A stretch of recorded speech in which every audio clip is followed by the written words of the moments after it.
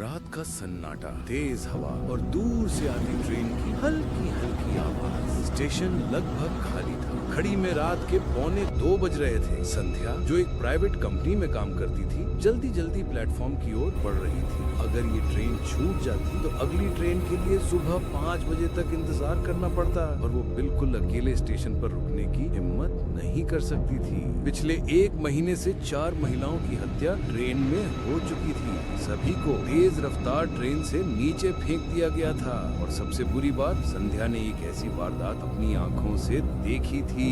एक महिला को बीच ट्रेन में मारा जा रहा था, पर कोई उसकी मदद के लिए आगे नहीं आया। उस दिन संध्या भी डर के मारे चुप रही। अंदर ही अंदर आज तक खुद को कोसती थी। ट्रेन धीरे आती दिखी और संध्या ने दौड़कर आखिरी बोगी में छलांग लगा दी। बोगी लगभग खाली थी, सिर्फ कुछ सीटें ही भरी थी। संध्या एक कोने में बैठ गई और खिड़की से बाहर देखने लगी। तेज बारिश की बूंदें खिड़की से अंदर आईं। उसने घबरा कर खिड़की बंद कर ली। तभी उसकी नजर सीट के नीचे पड़े न्यूज़पेपर पर पड़ी। पहले पन्ने पर लिखा था, एक और नौकरी पेशा महिला की ट्रेन से फेंककर हत्या। नीचे बनी तस्वीर देखकर संध्या के हाथ ठंडे पड़ गए। तस्वीर उसी महिला की थी जिसके साथ अपराध उसने अपनी आंखों से देखा था। संध्या का दिल तेज धड़कने लगा। अचानक दरवाजा खुला और एक खूबसूरत युवा लड़की अंदर आई। वो भी ऑफिस से लौटती लग रही थी। उसने इधर उधर देखा, फिर दरवाजे के पास वाली सीट पर बैठ गई। संध्या ने सोचा, काश ये लड़की सुरक्षित घर पहुंच जाए। ट्रेन तेज रफ्तार पकड़ चुकी थी। कुछ देर बाद बोगी में 2 आदमी दाखिल हुए। दोनों के चेहरे पर गमछा बंधा था, सिर्फ आंखें दिख रही थीं। पिछली घटनाओं की याद आते ही संध्या के हाथ कांपने लगे। वह अपनी जगह से हिल भी नहीं पा रही थी। दोनों पुरुषों की नजरें बार बार दरवाजे के पास बैठी लड़की पर जा रही थी। लड़की थकान से आंखें बंद किए हुए थी। कुछ देर बाद संध्या की हल्की नींद खुली। उसे किसी के संघर्ष करने की आवाज सुनाई दी। उसने डरते डरते देखा, वो दोनों आदमी उस लड़की को पकड़कर बोगी के दरवाजे की ओर घसीट रहे थे।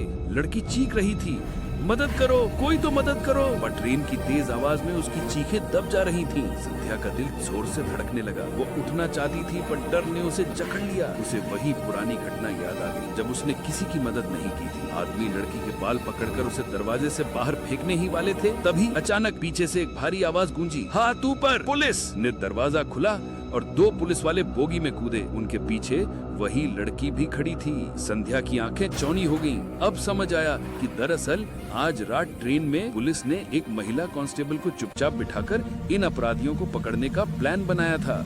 लड़की असल में वही महिला कांस्टेबल थी।